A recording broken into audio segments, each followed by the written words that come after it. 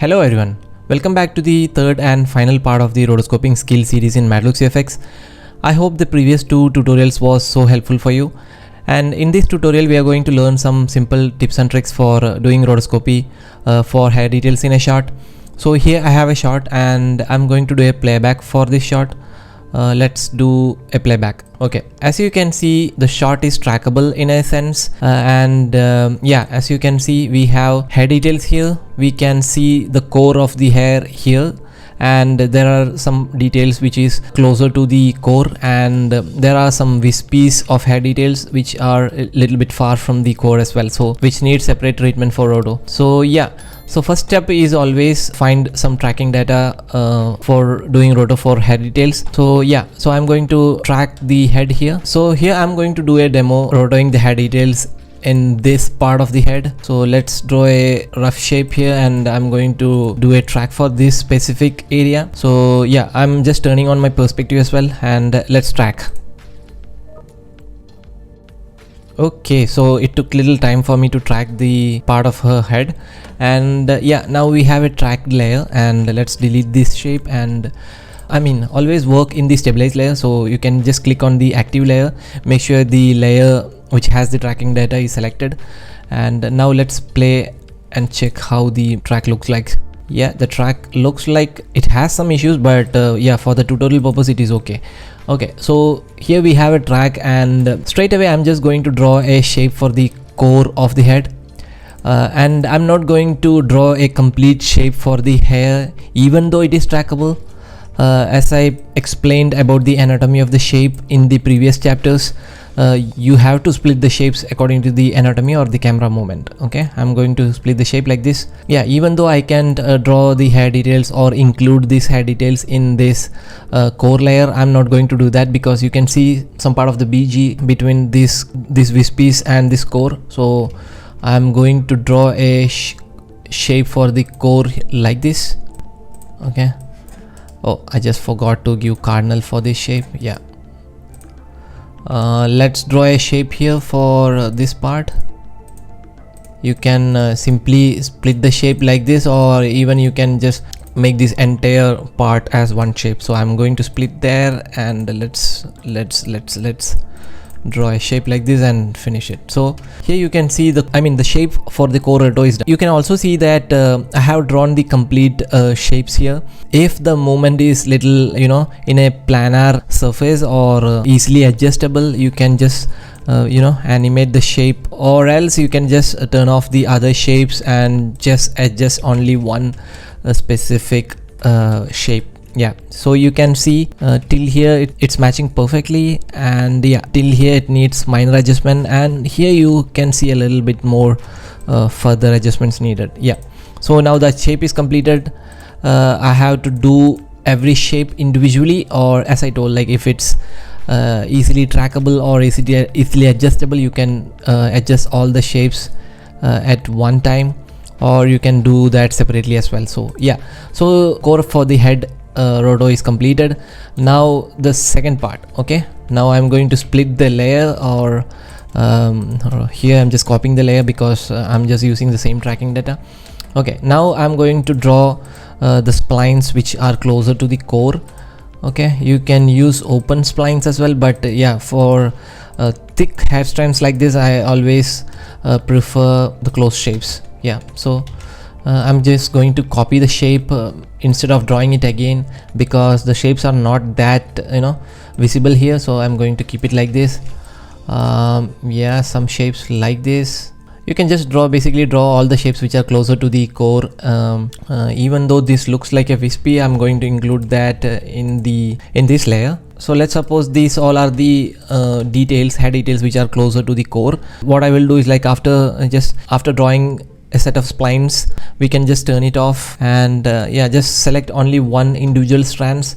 I know this kind of work takes time, but once this is done in this way, you don't have to worry about the quality of the roto or the corrections which leads are going to give, because we have maintained the quality. We are working in the stabilized view, so I'm damn sure the quality will be nice and steady.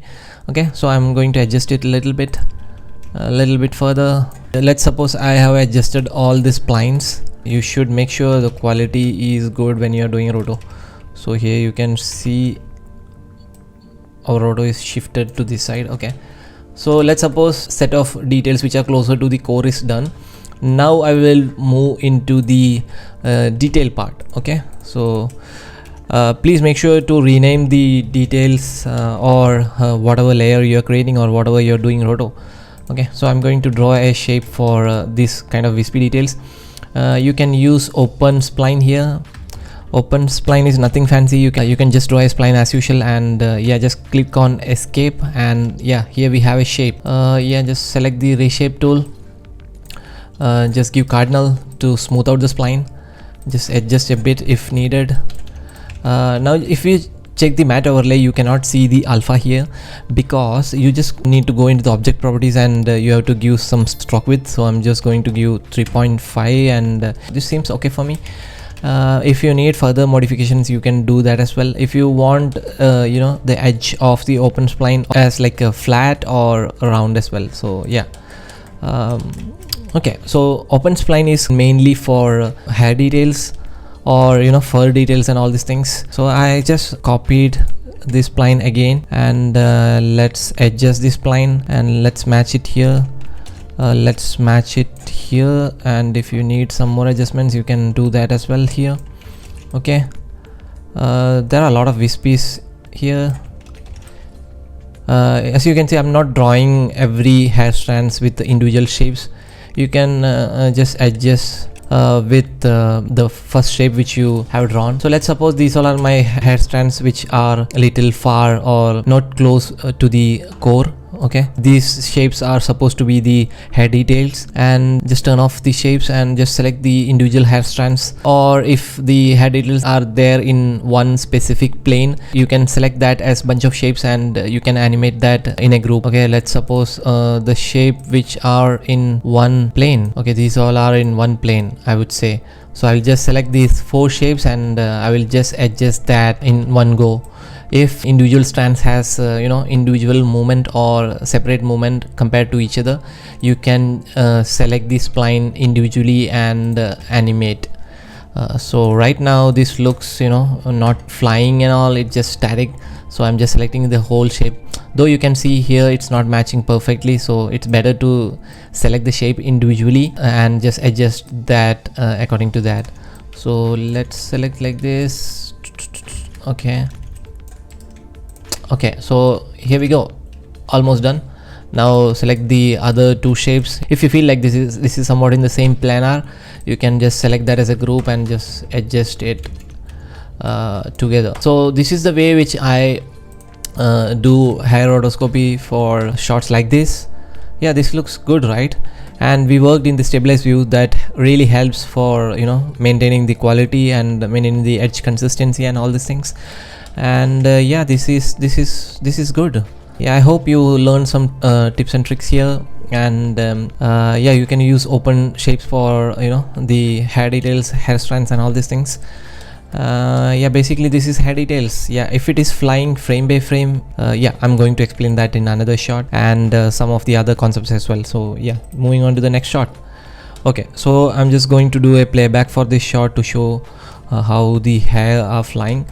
So in this kind of shot, even though this is keyable, but if there is a task where you have to do hair details roto for this kind of details, yeah, just follow the tricks which I just showed you. So the first thing which you have to do is like you have to draw a core. As you can see in this shot, you cannot track that specific area or something. At least try to take a point track just to get the movement of the head. Always make sure if you have a track, just work in the stabilized view. So just draw a spline for the core.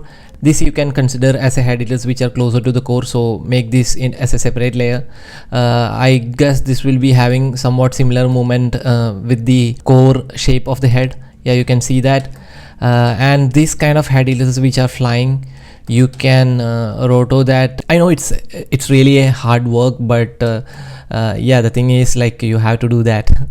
Okay, so yeah, this is all about rotoscopy for hair details. And Yeah, I'm going to explain you some other concepts as well for rotoscopy of hair details, and you can apply that in while other situations as well. So yeah, opacity animation. So what is opacity animation is like yeah, if you need a specific shape in this frame and in the next frame you don't need that shape, you can just, when I started rotoscopy in Mocha, we used to throw the shapes outside of this workspace, and then eventually we learned about opacity animation, and yeah, this is just like an most important thing for rotoscopy artists. Yeah, I have an example for that. Let's delete this shape. I'm going to roto this bird here. So as I told, whenever you are trying to do a roto for a defocused object, just like I explained in the previous part, try to match the anatomy even though it is not like completely visible. So let's suppose this is the feather of that bird, and I'm going to animate the feather, I mean roto, though this is not that perfect because you know, I have to finish this tutorial in just 20 minutes or just below that, so I'm just speeding up. So here you can see the shape. I'll just use the gamma a little bit. Here you can see the shape, and in the next frame you are not seeing the shape. So in the next frame you don't want to keep this shape here because you know the matte is visible and it takes time to render if you have like 1,000 shapes inside this lady, even though it's not visible in the input. So it's always advisable to do opacity animation for this kind of issues. So in frame number 192 we need the shape, and 193 we don't need the shape. So in frame 192 we can just select the shape and go into the object properties, and you can see the opacity option here. You have the slider here to just adjust the value, and you have the, you know, keyframe option here as well. So in frame 192 you can just set a keyframe here and make sure the opacity is 100, and in the next frame you make the opacity 0. As it is like auto key, you can see the indicator here. It will just automatically add a keyframe, and whatever value is there, keyframe will be added with that value. So here you can see the opacity as 0. You can see that in the timeline, and yeah, here you cannot see the matte, and in the next frame you can see the matte, and you can see the keyframe here as well. Yeah, so this is basically opacity animation, and yeah, I see people throw shape in the next frame outside the canvas just to keep the script or just to keep the workspace neat and tidy. So yeah, if you likes to do that, please do that. Opacity animation is not only needed where, you know, shape is hiding and all. In some situations where motion blur is not matching, you can just break the shape there, do the opacity animation, and just start with a new shape. I hope you understood the concept. If you need a specific tutorial for doing opacity animation for a motion blur subject, please comment it down. I will make a tutorial specifically for that. Yeah, so moving ahead with the next tip and trick. I hope the concept of opacity animation made sense for you. Okay, so moving into the next section here. The concept which I'm going to explain is not related to this input. Let's suppose if you have a shape here, and let's suppose this is 190th frame, and you have a shape here, and in the 180th frame you just need that shape to be in 0 opacity. So in 190th frame you need 100 opacity. Let's suppose you don't have to do anything here because the value itself is 100 here, and in 180th frame you need the value to be 0. We just did the opacity animation. Instead of like frame nearby, we are just setting this 100 and 0 opacity with a distance of like 10 frames here. Now you can see till 189th frame you cannot see the matte, because even though there is no keyframes here, Silhouette considers this range of frames as 0 opacity because the interpolation calculated here is like hold. Yeah, frame 190 you can see the matte. Okay, you can see that here. So we don't have to, you know, give here. It's like let's suppose 90, and here, oops, and here 80, and here 70. I think in Nuke, if we just set a keyframe in the 180th frame and 190th frame, the interpolation will match in a linear way. So in Silhouette, the default interpolation is in hold way. So instead of doing this, there is a trick for this. So in this kind of circumstances, what you can do is like you can just come over to the keyframe where you set the opacity, and make sure you are selecting the keyframe and just right click, and here you can see some options and just give like linear. Now you can see this is somewhat similar to the Nuke interface, right? Okay, so any circumstances where you need a linear kind of transition between the opacity keyframes, you can just right click here and just make the interpolation as linear, and yeah, this gives you a result just similar to the Nuke. Yep, so these all are the tips and tricks which I would like to teach you or just make a video about to make you aware of the concepts of the skills which is needed for a rotoscopy artist. I know most of you already know all these things, but in case if anyone needed, please share this entire series to them. And yeah, as always, if you have any doubts or any suggestions or any request also, please comment it down below the video and I will get back to you, or I will make a specific video on that. Yeah, I really wish this series gonna be super useful to every one of you, and as always, please like the video, share the video with your friends or colleagues who are in need of such knowledge. Subscribe to the channel, and yeah, till next video, it's Manu signing off. Bye bye.